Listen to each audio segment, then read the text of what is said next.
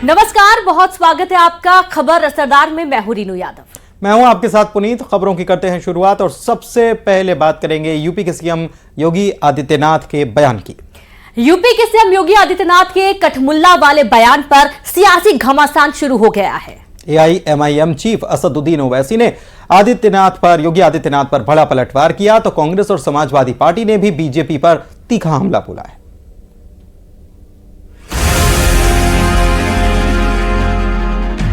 English स्कूलों में और दूसरे के बच्चे के लिए अगर वो सुविधा सरकार देना चाहती है, कह नहीं उर्दू पढ़ाओ इसको, यानी उसको मौलवी बनाना चाहते हैं, कठपुल्ला पर के इसको ले जाना चाहते हैं। उत्तर प्रदेश के मुख्यमंत्री को तो उर्दू नहीं आती, मगर वो साइंटिस्ट क्यों नहीं बने, उसका जवाब वही दे सकते हैं।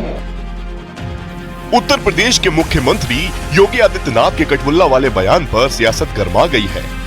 हैदराबाद से AIMIM के सदर असदुद्दीन ओवैसी ने एक बार फिर इसे हवा दे दी है और बार पलटवार का दौर शुरू हो गया है। जाहिर है उत्तर प्रदेश के मुख्यमंत्री को तो उर्दू नहीं आती, मगर वो साइंटिस्ट क्यों नहीं बने, उसका जवाब वही दे सकते हैं। उत्तर प्रदेश के मुख्यमंत्री ने कहा कि उर्दू पढ़ने से कठमुल्ले बनते हैं। अब उत्तर प्रदेश के मुख्यमंत्री के जो बुजुर्ग थे या जिस आइडियोलॉजी से वो आती हैं, उनके किसी भी शख्स ने इस मुल्क की आजादी में हिस्सा नहीं लिया। तो ये इंटेलेक्चुअल कैपेसिटी है इनकी। अब मेरे अजीज दोस्तों और बुजुर्गों, जिसके जहन और दिल पर गहन लग चुका है, तो दुनिया की कोई रोशनी उसके सर पे नहीं पहुंच सकती। दरअसल यूपी के सीएम योगी आदित्यनाथ ने उन लोगों पर तंज कसा था जो धर्म के नाम पर सियासत करते हैं। इंग्लिश स्कूलों में और दूसरे के बच्चे के लिए अगर वो सुविधा सरकार देना चाहती है, कह नहीं उर्दू पढ़ाओ इसको, यानी उसको मौलवी बनाना चाहते हैं, कठपुल्ला पर इसको ले जाना चाहते हैं। वहीं ओवैसी को एतराज है कि योगी आदित्यनाथ भाषा को धर्म से जोड़ रहे हैं। असदुद्दीन ओवैसी ने गोरखपुर के प्रसिद्ध उर्दू शायर रघुपति सहाय फिराक का जिक्र करते हुए कहा कि वो मुसलमान नहीं थे, फिर भी उर्दू के बेहतरीन शायर थे। हालांकि बात निकली है तो सियासी प्रतिक्रिया तो आएंगी ही, और ओवैसी और योगी के जुबानी जंग के बीच में बीजेपी और एसपी एक दूसरे पर हमलावर होने लगे हैं। मुझे लगता है कि असदुद्दीन ओवैसी जी को इतिहास को पूरे दोबारा सही तरीके से पढ़ना चाहिए और इतिहास को एक चश्मे से नहीं देखना चाहिए। इतिहास इस बात का गवाह है कि भारत में मंदिर टूटे गए, मंदिरों को ध्वंस किया गया, और मंदिरों को आज कहीं भी अगर यदि खुदाई करते हैं तो मंदिर क्यों मिलते हैं वहां पर? मंदिर इसलिए मिलते हैं क्योंकि मंदिरों को ध्वस्त करके और उनको जमीन में डाला गया। उत्तर प्रदेश के मुख्यमंत्री ने भाषा के नाम पर विवाद शुरू करने का काम किया है। उर्दू इस प्रदेश की दूसरी राजभाषा है और बड़े बड़े शायर हुए हैं। योगी आदित्यनाथ के बयान पर असदुद्दीन ओवैसी की प्रतिक्रिया से यह विवाद अब राजनीतिक बहस में बदल चुका है और लगता है कि अभी इस पर और भी ज्यादा तीखे बयान आने बाकी हैं।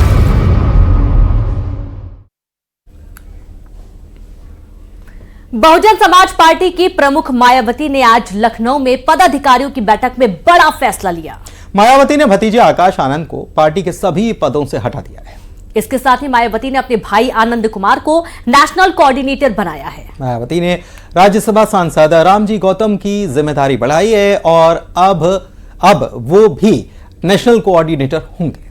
मायावती ने पिछले दिनों आकाश आनंद के ससुर अशोक सिद्धार्थ को पार्टी से निष्कासित किया था। ये रिपोर्ट देखिए।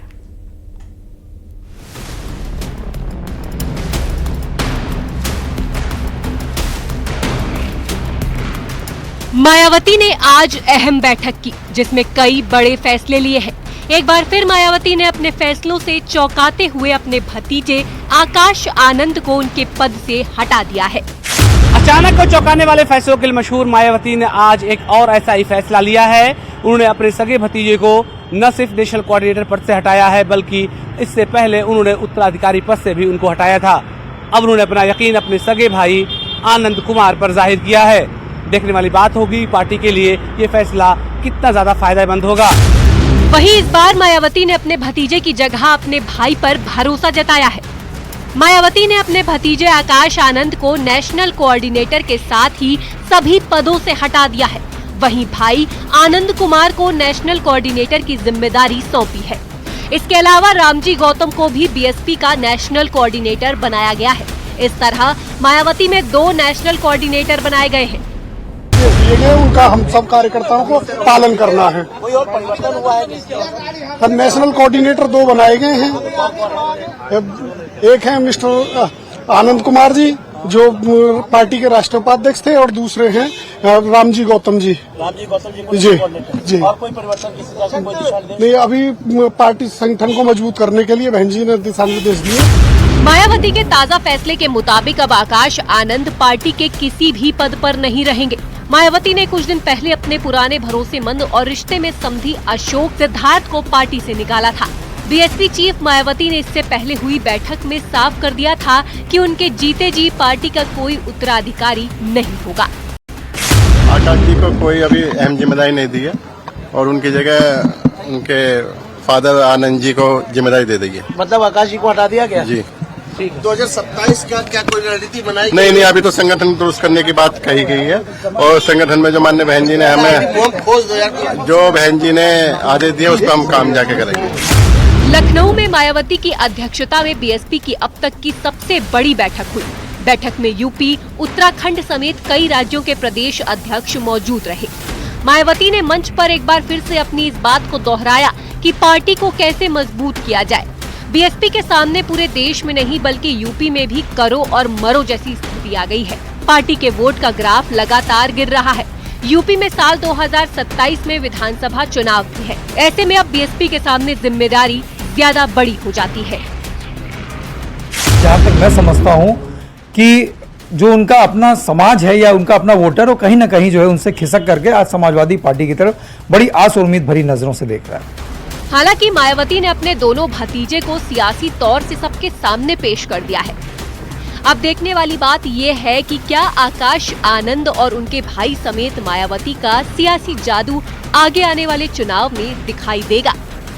हालांकि आकाश आनंद को लेकर के हर तरफ बात चलने लगी थी। वो नौजवान है और लगातार वो हर जगह पर एक्टिव नजर आ रहे थे। ऐसे में पार्टी को उनसे फायदा नजर आ रहा था, लेकिन पिछले 3 से 4 महीनों के अंदर उन्होंने आकाश आनंद को पूरी तरह से राजनीतिक तौर से पैदल कर दिया है। कैमरा पर्सन मनोज शाही के साथ अलाउद्दीन, न्यूज़ 18 लखनऊ। चुनाव के वक्त नेता जनता के आगे हाथ जोड़ते हैं, लेकिन कुर्सी पर बैठने के बाद वही जनता नेताओं को भिखारी लगने लगती है। मंत्री प्रहलाद पटेल को ऐसा ही लग रहा है और उन्होंने कहा है कि जनता को सरकार से भीख मांगने की आदत पड़ गई है। मंत्री प्रहलाद पटेल के बयान पर सियासी घमासान मचा हुआ है। कांग्रेस ने कहा है कि आम जनता भीख नहीं मांगती, ये बीजेपी के नेताओं का अहंकार बोल रहा है। रिपोर्ट देखिए।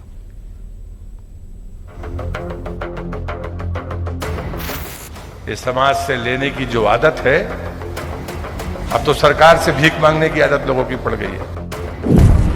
मंत्री की सीख, मांग लगे भीख।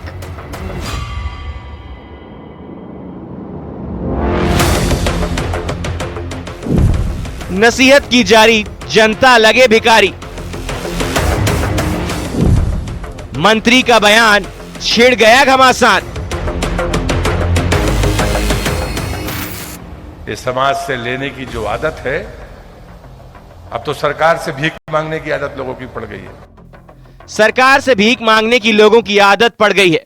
मंत्री प्रहलाद पटेल हैं ये, जनता ने इन्हें जनप्रतिनिधि बनाया है इस उम्मीद के साथ कि कुर्सी पर बैठने के बाद ये उनकी समस्याओं का समाधान करेंगे, उनकी मांगे पूरी करेंगे। लेकिन कुर्सी मिलने के बाद नेताजी के तेवर बदल गए हैं। चुनाव के वक्त जनता को मालिक बताने वाले, वोट के लिए उनके आगे हाथ जोड़ने वाले, चुनावी फायदे के लिए खुद मुफ्त की योजनाओं की घोषणा करने वाले नेता अब जनता को भिखारी बता रहे हैं, उनकी मांगों को भीख बता रहे हैं। एक कार्यक्रम के दौरान मंत्री प्रहलाद पटेल ने ये बयान दिया। मंत्री के इस बयान पर छिड़े सियासी घमासान के बारे में जानेंगे, लेकिन पहले मंत्री का पूरा बयान सुनिए। इस समाज से लेने की जो आदत है, अब तो सरकार से भीख मांगने की आदत लोगों की पड़ गई है। नेता आते हैं तो कागज, एक टुकड़ा तो कागज मिलते हैं उनको, मंच पर है माला पहनाएंगे और एक पत्र पकड़ा देंगे। ये अच्छी आदतें नहीं है। मंत्री किसे भिखारियों की फौज बता रहे हैं, इस पर सियासत शुरू हो गई है। कांग्रेस ने मंत्री प्रहलाद पटेल पर निशाना साधा है। नेता प्रतिपक्ष उमंग सिंघार ने कहा कि मंत्री स्पष्ट करें किसे भिखारी बता रहे हैं। देखिए, मैं समझता हूं कि आम जनता के काम करना सरकार के मंत्रियों का फर्ज है, लेकिन गरीब है, निश्चित तौर से कोई रहता है तो पीड़ित पक्ष स्वाभाविक न्याय के लिए आता है, तो वो भिखारी नहीं हो सकता। दूसरी बात ये कहना चाहूंगा, प्रहलाद पटेल जी बड़े गंभीर और वरिष्ठ मंत्री है, तो अब उन्होंने किस भाव से कहा मुझे नहीं पता, लेकिन मैं इतना जरूर कहना चाहता हूं कि प्रदेश की जनता को आप भिखारी कह रहे या किन को भिखारी कह रहे, भारतीय जनता पार्टी की सरकार को स्पष्ट करना चाहिए। कांग्रेस का कहना है कि ये बीजेपी का अहंकार है जो जनता को भिखारी कह रही है। साफ दिखाता है कि झूठे वादे करो, जनता का वोट लो और उसके बाद सरकार बना के मौज मस्ती करो, घोटाले करो, भ्रष्टाचार करो। जनता को भिखारी बताकर मंत्री प्रहलाद पटेल घिर गए हैं। कांग्रेस तो हमलावर है ही। ये सवाल भी पूछा जा रहा है कि अगर जनता सरकार से कुछ मांगती है तो ये भीख कैसे हुआ? क्या मंत्री ये भूल गए हैं कि सरकार जनता की सेवा के लिए ही बनती है? Bureau report, news 18। ये समाज से लेने की जो आदत है, अब तो सरकार से भीख मांगने की आदत। मध्य प्रदेश की मोहन सरकार ने अन्नदाताओं के लिए बड़ा ऐलान करते हुए इस बजट में किसानों को कई बड़ी सौगात देने का वादा किया है। इसमें उन्हें एमएसपी पर बोनस के साथ 5 रुपए में बिजली के स्थायी कनेक्शन देने का भी वादा है। रिपोर्ट जरा देखिए।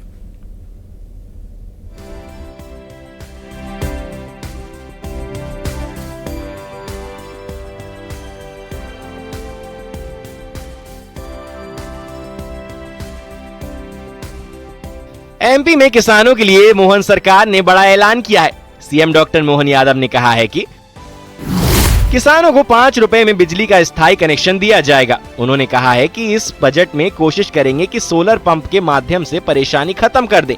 साथ ही गेहूं की एमएसपी 2600 रुपए प्रति क्विंटल निर्धारित के बाद सीएम डॉक्टर मोहन यादव ने किसानों को भुगतान के लिए 175 रुपए बोनस देने की भी घोषणा की है।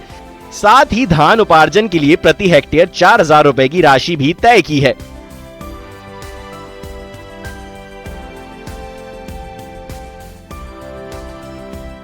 वहीं इसको लेकर सीएम हाउस में किसान आभार कार्यक्रम का आयोजन किया गया, जिसमें किसानों ने सीएम को सम्मानित किया और बोनस के लिए आभार जताया। वहीं इस मौके पर सीएम ने कहा कि किसान अन्नदाता हैं, जीवन दाता हैं। किसान का हल मतलब हर समस्या का हल।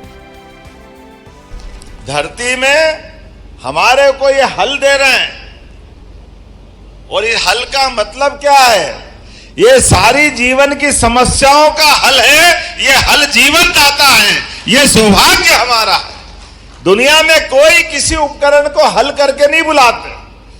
माँ आपके पास आती है और माँ आपको भोजन कराती, लेकिन भोजन के माध्यम से ये समस्या का हल कराते हैं और समस्या का हल कराते हुए आपकी लंबी आयु के लिए जीवन में ऊर्जा प्रदान करते हैं।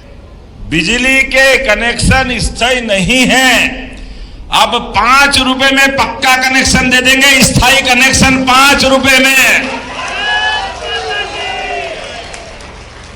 आप तो आवेदन करो, मध्य क्षेत्र में तो अभी चालू कर देना, या हमारे प्रमुख सचिव बैठे नीरज मंडलोई जी, जो किसान बिजली का पक्का कनेक्शन मांगना है, स्थायी कनेक्शन, उसको 5 रुपए में कनेक्शन देने की यहीं से घोषणा करते, हमारे सारे किसानों का भला करना है। इधर मुख्यमंत्री डॉक्टर मोहन यादव ने धान और गेहूं उत्पादक किसानों के हित में ऐलान किया है, जिससे किसानों में खुशी का माहौल है। सरकार ने धान पर 4000 रुपए प्रति हेक्टेयर बोनस देने का ऐलान किया है, तो वहीं गेहूं पर 175 रुपए दाम बढ़कर उसका समर्थन मूल्य 2600 रुपए प्रति क्विंटल कर दिया गया है, जिसके बाद गेहूं उत्पादक किसानों के चेहरे खिल गए हैं। किसानों ने कहा कि भाजपा की सरकार किसान हितैषी सरकार है। उसी तारतम्य में अभी मुख्यमंत्री जी ने 2600 रुपये कुंटल इस वर्ष खरीदने का ऐलान किया है। इसको लेकर सरकार और मुख्यमंत्री जी को बहुत बहुत साधुवाद है कि आपने 2600 रुपये कुंटल की गेहूँ खरीदा है। साथ ही सरकार से एक चीज़ की मांग हम जरूर करते हैं कि सरकार ने 15 मार्च से खरीदी की बात कही है और वो 28 अप्रैल तक खरीदी सरकार समर्थन मूल्य पर करने वाली है।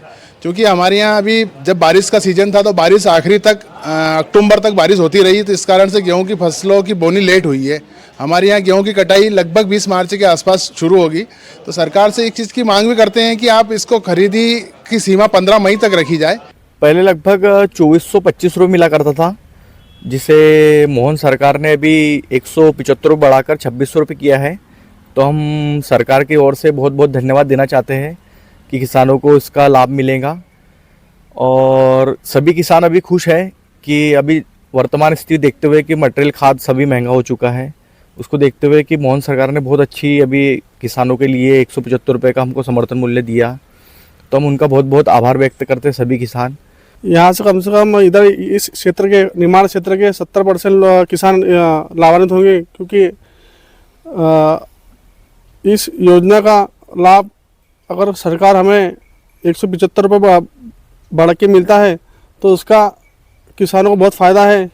सभी बातें, मटेरियल है, खाद है, मजदूरी है, इसका लाभ हमें किसानों को मिल रहा है। किसान बहुत खुश है, उसके लिए सरकार का बहुत बहुत धन्यवाद। सीएम के इस ऐलान के बाद किसानों में खुशी का माहौल है। सभी किसान सरकार और किसानों का आभार व्यक्त कर रहे हैं। Bureau report, news 18। छत्तीसगढ़ की विष्णुदेव साय सरकार कल अपना बजट पेश करने वाली है और उम्मीद यह है कि साय सरकार बजट में हर वर्ग का ध्यान भी रखेगी। बजट से जनता को क्या उम्मीदें हैं और बजट पेश करने से पहले वित्त मंत्री ओपी चौधरी ने क्या कहा है, आइए जानते हैं। देखिए रिपोर्ट।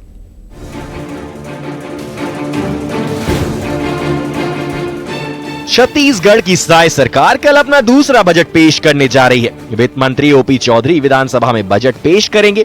इस बार करीब 1,60,000 करोड़ रुपए का बजट रहने की संभावना है। ऐसी संभावना है कि साय सरकार इस बजट में महिलाओं, युवाओं, किसानों और आदिवासी वर्ग के लिए खास ऐलान कर सकती है। इसके अलावा सरगुजा और बस्तर के विकास, टूरिज्म और इंफ्रास्ट्रक्चर पर भी सरकार का फोकस हो सकता है। वो छत्तीसगढ़ को एक नई ऊंचाई पर पहुंचाने के लिए पूर्ण रूपेण समर्पित बजट होगा और जो हमारा पहला बजट आया था उसी के अगली श्रृंखला के रूप में कल के बजट को आप देखेंगे। वित्त मंत्री ओपी चौधरी ने कहा कि सीएम विष्णुदेव साय के नेतृत्व में प्रदेश सरकार बड़े विजन के साथ काम कर रही है। उन्होंने कहा कि सरकार 2047 तक छत्तीसगढ़ को विकसित छत्तीसगढ़ बनाने के लिए काम कर रही है। बड़े विजन के साथ जो हम काम कर रहे हैं, मुख्यमंत्री जी के नेतृत्व में, जिस तरह से देश प्रधानमंत्री जी के नेतृत्व में 2047 तक भारत को विकसित राष्ट्र बनाने के लिए काम कर रहा है, हम अपने मुख्यमंत्री जी के नेतृत्व में छत्तीसगढ़ को 2047 तक विकसित छत्तीसगढ़ बनाने के लिए काम कर रहे हैं। प्रदेश की जनता को बजट से बहुत उम्मीदें हैं। लोगों का कहना है कि बजट में इंफ्रास्ट्रक्चर से लेकर स्वास्थ्य, शिक्षा पर फोकस रहना चाहिए। तो वहीं महिलाओं ने महंगाई से राहत दिलाने के लिए कदम उठाने की मांग की है। बजट से किसानों को भी उम्मीदें खासा हैं। बजट के बारे में मेरी इस बार उम्मीद है कि महिलाओं पर केंद्रित और आधारभूत संरचना पर, विकास पर ज़्यादा जोर रहेगा। इसमें किसानों के हित की बात होगी, शिक्षा पर विशेष ध्यान केंद्रित होगा। नई योजनाएं इस संदर्भ में शिक्षा के क्षेत्र में आ सकती है। बजट से ये उम्मीदें हैं कि हमारे छत्तीसगढ़ में जो भी वेलफेयर हो रहा है, वुमेन वेलफेयर, उससे जो पे ध्यान दिया जाए और जो भी टैक्स है, टैक्स इकोनॉमी, मिडिल क्लास पे ध्यान दिया जाए ज्यादा। छत्तीसगढ़ सरकार से बहुत उम्मीदें हैं। पिछले बार का बजट हमारा बहुत ज्यादा वुमेन ओरिएंटेड रहा है। इस बार भी हम सोचेंगे कि हमारी महिलाओं की जो वोटिंग में भागीदारी है, नारी शक्ति पर बिल्कुल फोकस रहेगा, ये हमारी उम्मीद है। अच्छा खासा फायदा है। बस ये चीज है कि अभी दवा का जो खर्च बहुत अधिक हो जा रहा है और उसी को ध्यान में रखते हुए सरकार से निवेदन रहेगा कि थोड़ा धान का रेट को और अधिक बढ़ाया जाए। तो बजट से हर वर्ग को उम्मीदें हैं। तो अब देखना है कि साय सरकार का बजट जनता की उम्मीदों पर कितना खरा उतरता है। Bureau report, news 18।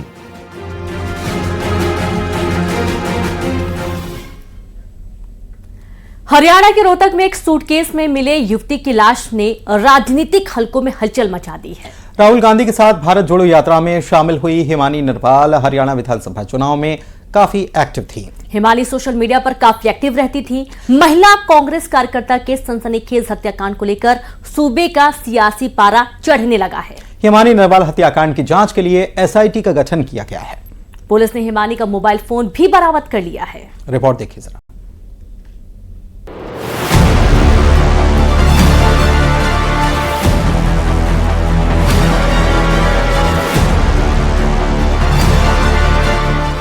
हरियाणा के रोहतक जिले के सांपला इलाके में एक सनसनीखेज मामला सामने आया है। कांग्रेस कार्यकर्ता हिमानी नरवाल का शव एक सूटकेस में मिलने से हड़कंप मच गया। यह शव बस स्टैंड के पास मिला है, जिससे पूरे इलाके में दहशत फैल गई। तो एक लड़की थी, होगी 20-22 साल की, तो जी उस सूटकेस में बंद थी, वो कंबल में लपेट रही थी। वो बेचारी गया नहीं, कौन फेंक गया था यहाँ। पुलिस भी आई थी यहाँ पर, तो पुलिस भी आ चुकी, तो पुलिस वाले ने उसकी बॉडी देखी थी, उसमें निकाल कर देखी थी, उसमें कंबल में लिपटी हुई मिली थी वो। उसके बाद में हमको बहुत तगड़ी भीड़ लग रही होती, तो उसके बाद में हमको यहाँ पर उन लोगों ने, पुलिस वाले ने ज़्यादा रुकन नहीं दिया। हिमानी नरवाल की सनसनीखेज हत्या से राजनीतिक हलकों में भी हलचल बहुत तेज है। राहुल गांधी की भारत जोड़ो यात्रा में शामिल रही हिमानी की हत्या को लेकर कांग्रेस नेताओं ने सरकार पर सवाल उठाने शुरू कर दिए हैं और बीजेपी कह रही है कि सरकार एक्शन लेगी। डेड बॉडी मिली है और वो कांग्रेस की नेत्री हिमानी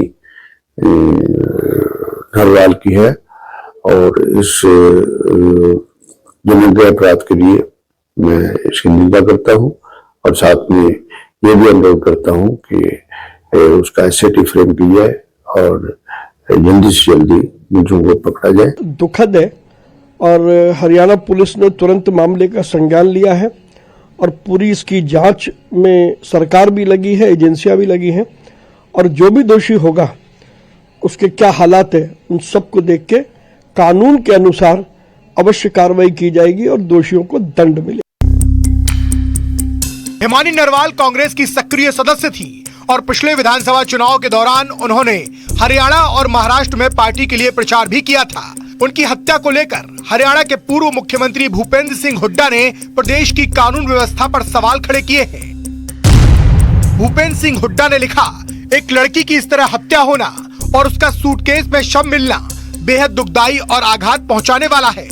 यह अपने आप में प्रदेश की कानून व्यवस्था पर बदनुमा धब्बा है। हिमानी रोहतक के विजयनगर में किराए के मकान में रहती थी। उनके पिता की पहले ही मृत्यु हो चुकी थी और उनकी मां दिल्ली में रहती है। इस हत्या के पीछे क्या साजिश है? क्या यह कोई व्यक्तिगत दुश्मनी का नतीजा है या फिर किसी बड़े राजनीतिक षड्यंत्र का हिस्सा? इन सवालों के जवाब पुलिस की जांच के बाद ही सामने आएंगे। सूचना मिली थी कि एक लड़की की डेड बॉडी सूटकेस में है और वो बस स्टैंड के पास में पड़ी थी। लड़की की पहचान हो गई है, मुकदमा दर्ज कर लिया है। हमारी 4 टीमें इसमें काम कर रही हैं, जल्दी ही हम इस मामले का खुलासा कर देंगे। अभी तक ऐसी कोई भी विशेष सूचना नहीं है, लेकिन पुलिस अपना काम कर रही है, जल्दी हम इसको वर्कआउट कर देंगे। हम लोग इन्वेस्टिगेशन कर रहे हैं और जो जल्द से जल्द इसका जो भी पीछे इसका होगा उसका पर्दाफाश हम लोग करेंगे। इसमें एसआईटी का गठन कर दिया गया। मेरे ही नेतृत्व में एसएचओ सांपला है और चौकी इंचार्ज है हमारे। पोस्टमार्टम के बाद ही इस हत्या से जुड़े कई अहम राज सामने आ सकते हैं। 4 टीमें इस वक्त हत्याकांड की जांच कर रही हैं। और इसी के साथ खबर असरदार के इस बुलेटिन में फिलहाल के लिए बस इतना ही। आप देखते रहिए न्यूज़ 18 MP छत्तीसगढ़। नमस्कार।